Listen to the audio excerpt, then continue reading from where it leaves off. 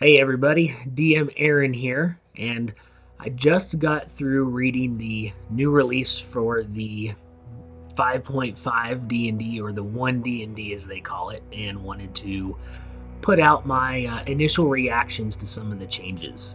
So I have linked up the uh, document that Wizards of the Coast just put out for you to see here on the screen. And we're just going to go through it real quick, and I'm going to highlight some of the points that seem interesting. Overall, I like 80% of it. There's some issues that I think they need to address. And if you think there's something else that we need to talk about, go ahead and let me know. But let's get right into it. So first off, this is all about character creation and how they're going to do it. And this is exactly what we expected with what came out from the various releases we've had over this last year, where they're basically separating most of the plus bonuses that you get in your skills and your ability scores and separating that from your background. That being said, you still get some interesting things in your background. So starting with your humans, we're going to move down here to the races that they have released. My first thing with humans is size. So it says humans are medium or small, 2 to 4 feet tall. So you can choose as a human to be medium or small. Unless you're playing as a child, I don't know many humans that are 2 feet. And so does it exist? Sure. 3 to 4 feet? Yes, absolutely. So if you're a player and you're looking for representation of if you have dwarfism or in any of that, and you're looking to be that as a human, sure, absolutely. More power to you. Great. 2 feet, I think that's stretching it a bit. But that's also going to come into play here a little bit later. Because if you're 2 feet tall and you have a speed of 30 feet, that's not going to compare when we come up to some of these other races here. So this is one of the things I think Wizards needs to think about, is marrying up size with speed. But let's keep going on here. As a human, you get resourceful, which means you gain inspiration whenever you finish a long rest. When I first read this, I was like, wait, what are we doing with inspiration? So in order to talk about it, let's talk about the inspiration rule changes, which I actually like that they're changing the inspiration rules. So I'm going to jump down here to the new inspiration, because I know as a DM myself, I am terrible at using inspiration. So with inspiration, what they're going to do, I got to find here where they put it. They put it here at the bottom. Here we go, inspiration. So here's what they've changed. You gain inspiration now by rolling a d20. And a d20, which then rolls into another of the rule changes, is that a common homebrew rule set is that if you d20, natural success, natural failure counts for saves, skills, and attack rolls instead of just attack rolls. So now in this Unearthed Arcana, they're taking that homebrew rule and making it the rule. So all d20s count as a natural success or automatic success. That is its own topic to discuss. But for right now, that is where this comes from. So when you roll a d20, not only do you automatically succeed in skill checks, attacks, and saves, now you gain inspiration so that you can then use that to roll advantage later. It still doesn't stack, and you lose inspiration when you take a long rest. So you no longer start with inspiration, but the DM can still award it in the old way. So that is probably the biggest gain to humans. So let's scroll back up here to the humans. That you gain inspiration whenever you finish a long rest. Of the races that they have given out, that is the only race that will start with inspiration. So that's probably their biggest gain. Skillful, so they get proficiency in a skill of their choice. And versatile, they gain the skilled feat on another first level of your choice. Now, again, we have to roll this into some of the new changes. So let's go down to proficiencies and tools, because this is a change that I actually think makes sense compared on how they used to do it. But the tool set is basically if you are skilled in a skill that you're rolling for and you're skilled in the tool set, by having both of those, you'll get advantage as well as the bonuses. So what this means is what's the most common one we probably deal with as DMs or players is picking a lock. So if you are using the Thieves tool set and you're proficient in it, then that allows you to add the proficiency bonus. If the DM is having you roll a sleight of hand check and your proficiency in it, before those didn't stack together. Now, if you are proficient in a sleight of hand and you're proficient in the Thieves tools, you get the bonus and you get to roll with advantage. If you have one or the other, you just get the proficiency. Nice change. I think that's good that they're now utilizing both of those together, where before you had both and not a whole lot happened. So I like that change. So basically, going back to our humans here again, this turns our humans into definitely someone who's going to be very skill-based, not necessarily combat-based, although the inspiration that you start with is definitely going to have advantages when you're dealing with a combat situation, but there's nothing specifically for those of you that are looking for combat bonuses. But I think this is going to be real good for cloak and dagger type games where you're trying to be stealthy, trying to do lots of skill checks, things like that. Human's going to be a pretty good choice. All right, let's move on here to Ardling. So Ardling, what they've done, basically their proficiency they're given is they can sprout wings and basically they can coast, but if they end their movement in the sky, so they use a bonus action, and then they can fly a number of feet equal to their walking speed, but they just have to make sure they end on the ground or they drop afterwards. That definitely has some uses, and then they get to pick what they call lineages, where they can then gain a certain set of spells that then allow them to cast, and that scales from 1/3 to 5th. Looking at those spell lists, I would say those match up pretty well. So Ardling, I actually think that's pretty balanced, looks pretty good, because they have both skill and combat uses that are going to be pretty useful. All right, moving on, Dragonborn. Dragonborn actually I don't think changed a whole lot. They pretty much kept the Dragonborn as to the changes that were made in Fizzbands, and so not a whole lot to talk about there. Dwarf, this one got a change that is very interesting.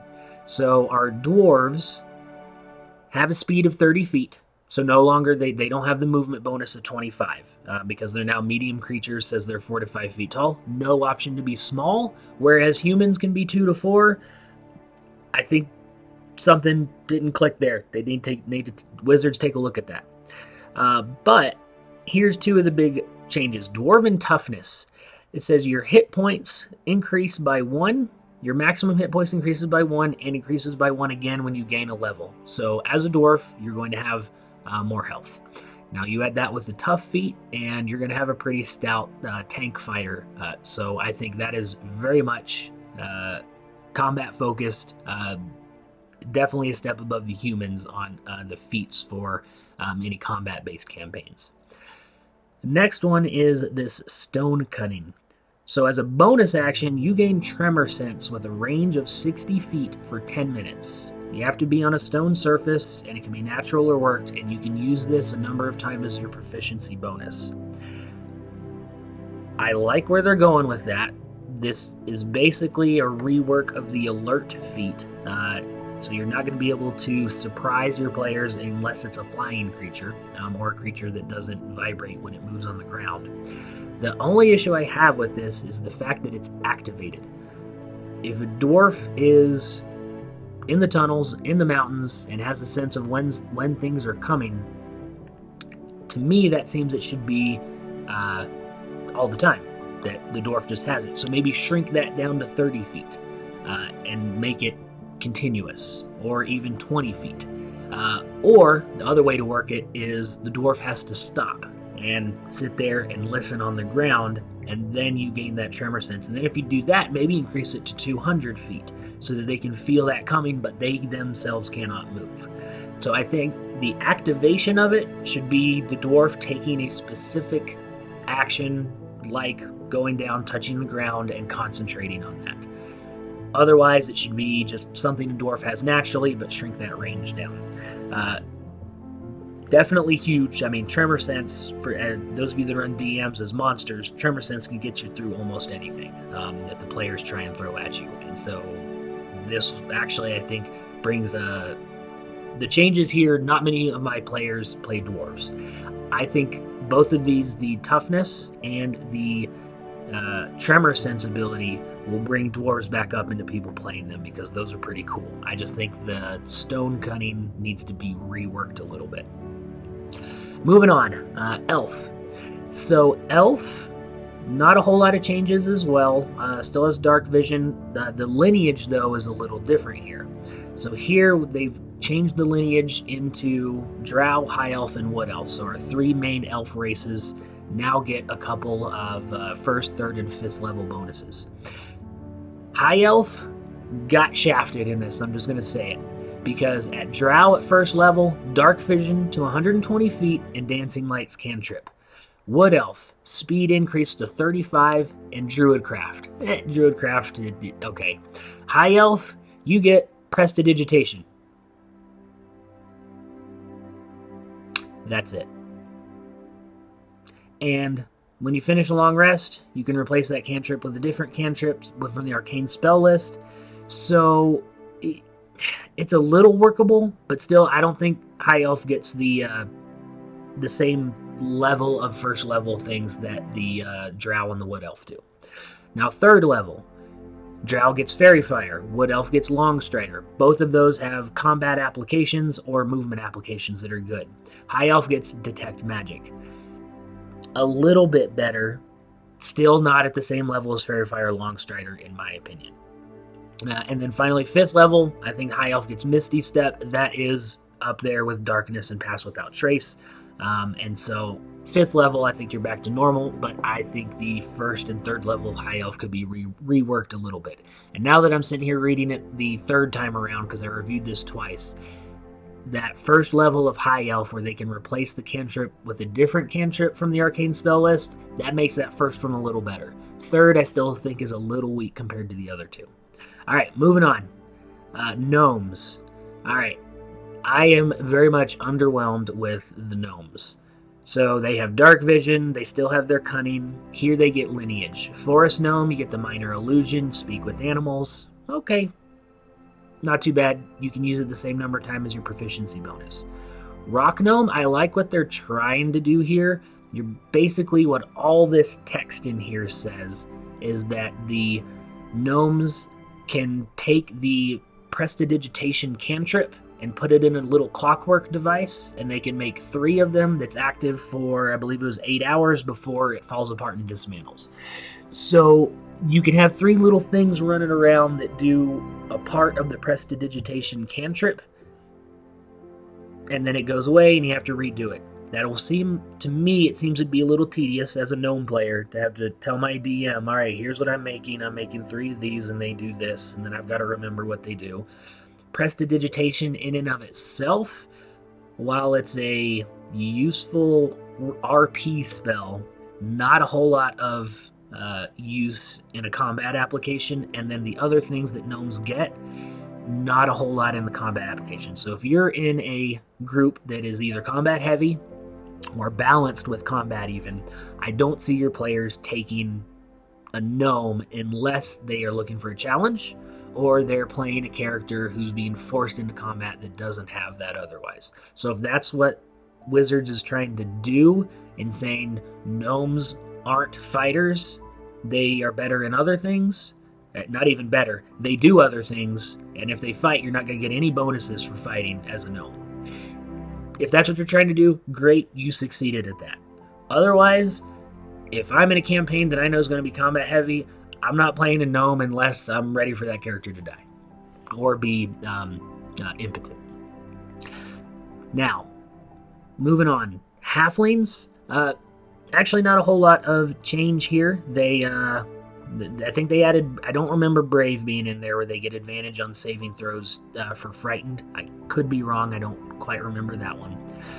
Proficiency in stealth, they still have luck, and then the nimbleness. So not a lot of change in halfling.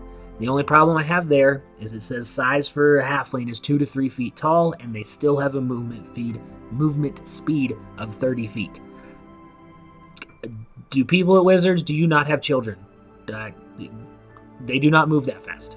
Anyway, moving on, because Orc is where this really comes into play. Orc is next. Here we go. Size, medium, 6 to 7 feet tall, speed, 30 feet.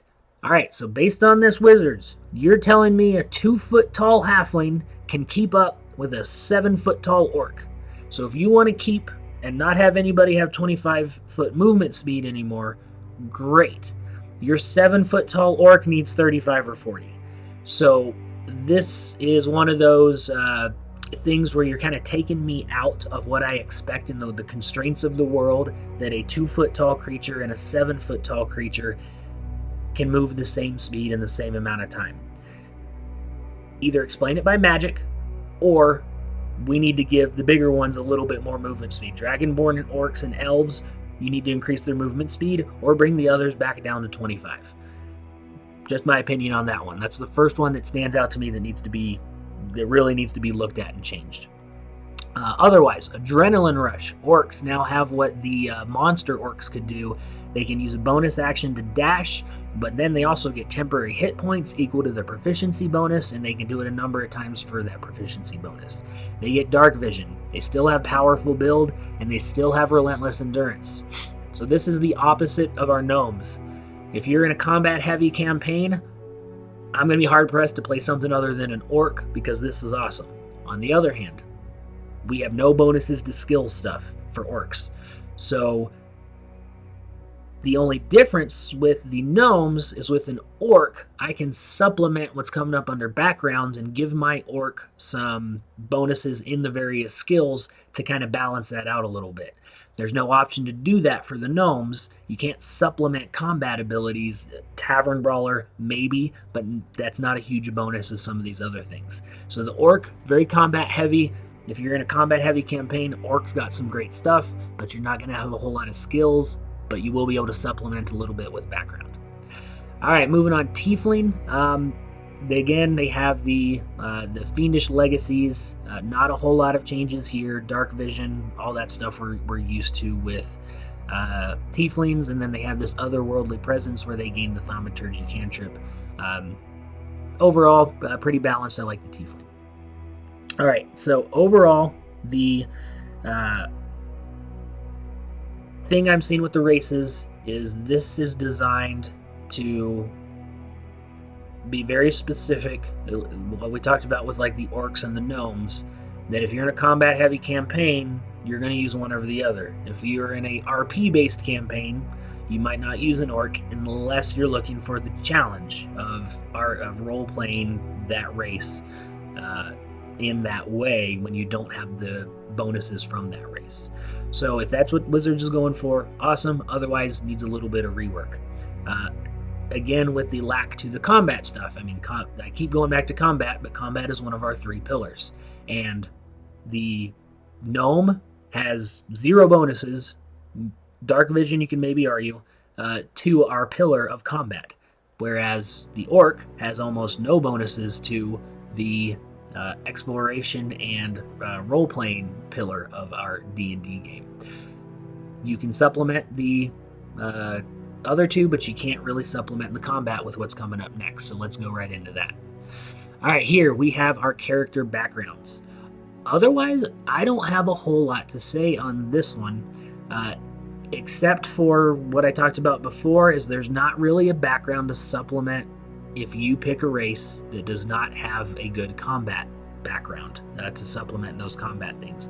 This is great to increase your scores, your skills, your proficiency tools, your languages. Everybody gets a new language. They actually added common sign language, which I think is pretty cool. I could see combining a common sign language with a thieves' cant, and you could get a pretty cool RP set with that with one of your rogue characters. But Here's our starting languages. They added the common sign language, which is pretty cool. I very much like that. All right, now let's get into feats. So our feats, pretty similar. They just made it that the feats now have levels. So if you look here at this, we've got alert first level feat. So anybody can take level. If in a feat says 5th level, then your character has to be 5th level in order to take that feat. Then they've added prerequisites, and then they've added if you can take it multiple times or not. So those of you that have played other D&D or not D&D, other RPG systems, this is very much falling into that. The Fantasy Flight Star Wars, I think, did this. Same with Kevin Crawford's games and his systems use these because these look familiar to me from those settings. But a couple things to point out here that are interesting. The alert feat, the initiative swap they added. This one I think makes alert even more powerful than it already was. Immediately after you roll initiative, you can swap your initiative with the initiative one willing ally in the same combat. You can't make it if they're incapacitated. Yeah, that's fantastic. I'd like that a lot, and as a DM, that's going to piss me off. But it is what it is. Moving down here, we still have lucky. One thing you'll notice is they're changing the D20 to a D20 test to cover skills, attack rolls, and saves. So when you see D20 test, that's what it's talking about. I do want to move down here. Here's the Tavern Brawler I was talking about. So they've now added furniture as a weapon, and you can wield furniture as weapons with that. The only thing I don't like about Tavern Brawler is that once you get to like level 7, it's not going to be that useful. And so I think it should scale a little bit to keep up with that, but I think that's a fantastic addition. The end of that, other than that, those are the only feats really they gave us. A few of the first level feats, I assume more is coming out, but I encourage you to come take a look at it because there's a couple minor changes, not a whole lot really to talk about other than what I just mentioned. And then a couple changes to the rules glossary. So let's go through this real quick and we'll see if I missed anything. They reworked how they did spells. So all the spell schools are now in different types. So like up here we have arcane spells. That's for your bards, sorcerers, and warlocks. And then artificers as well. They talk about artisan tools. They talk about the creature types. Here's the D20 test. So I touched on this earlier, but let's get into it because this is a pretty big change. And this is what a lot of homebrew people do. So you're then going to have to homebrew it back to the way it used to be if you don't want to do this. But basically, a D20 test now encompasses skills, saves, and attack rolls. If you roll a 1, the test fails regardless of any modifiers.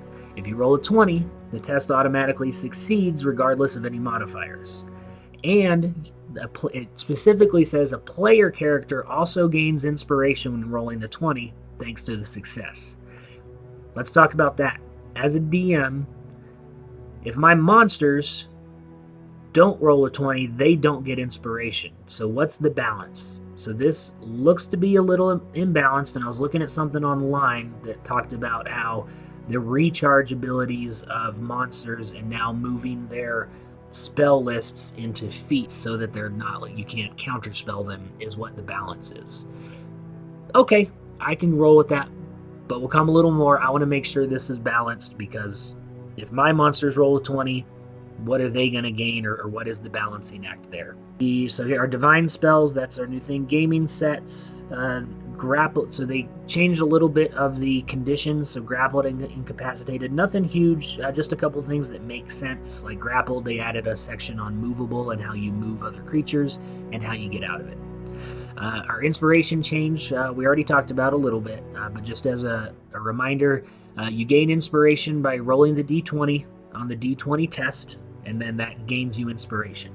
Or we talked about the human can get it, and then I think one of the other creatures, there's actually the healing feat, I believe, can add that as well. So there's a couple other ways to gain inspiration now. They still don't stack, and you lose inspiration when you start Alright.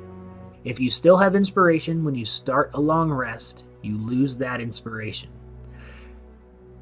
Interesting choice on how they word that, because how many times are your players out in camping out in the world and they get attacked in the middle of the night? The human doesn't get it until they finish the long rest. So whenever your players sleep, none of them are going to have inspiration unless you have another way of getting it to them. I'll be interested to see how that works, because as soon as they start that long rest, you're going to need as a DM to say, all right, long rest has officially started, everyone loses their inspiration. I personally, just thinking about it as I'm here talking, would have that once the long rest is completed. And then it's lost, but the human would keep that up. I don't know. I need to work that out a little bit. Let me know your thoughts. But I think that might need a little bit of playtesting to see how that goes, because your middle of the night attacks, you're not going to have that. But if that's what you're going for, great. Long rest, they didn't change a whole lot. I think they just reworded it a little bit to make sure that I don't see any changes to the long rest. The interrupting the long rest, they changed. They did make it, I did read in here that one of the common homebrew rules as well, that the first hour of a long rest counts as a short rest. That is now officially in the game. Going down primal spells, slowed condition, tool proficiency. Oh, here's the one I was looking for before, tool proficiency. So it says if you have proficiency with a tool, you can add your proficiency bonus to any ability check you make with that tool. If you have proficiency in the skill that's also being used, you have advantage on the check too. So I think that changes a little bit from what I said earlier, because I said vice versa. Here it specifically says you add the proficiency bonus with the tool, and if the skill you're doing it you have proficiency with adds advantage, and it's not interchangeable. I might argue that I would make that interchangeable as a DM, but here at least it's spelled out and gives us the bonus to the tool and the skill that's being used. So I do like that change either way. Tremor sense, they talk a little bit saying it's specifically not a form of vision, and what it can and cannot detect. And then they go a little bit into unarmed strike. It got a little bit of a buff, and then they talk about the spell lists. So overall, I like the changes to the inspiration. Me as a DM, I completely forget to use inspiration all the time, especially with adults. For the games I run for kids, I remember, because I want them to succeed, and when they fail, I'm like, oh yeah, here's an inspiration token so you can roll again. So I do like the changes to inspiration. I think it will be used a lot more than what it already is. The crits applying to all the D20 rolls, as long as it also applies to monsters. And I think there just needs to be a few more constraints, especially on the skill checks on a D20 and a natural 1. The only argument I see with that is that puts a little more onus on the DM to even allow a skill check or not. Because if your players are going to give a test and you allow them to roll, you got to be prepared that that roll is going to succeed. Otherwise, don't allow the roll. So those are my initial thoughts. Leave in comments what you think, and I look forward to the next one. Thanks for watching.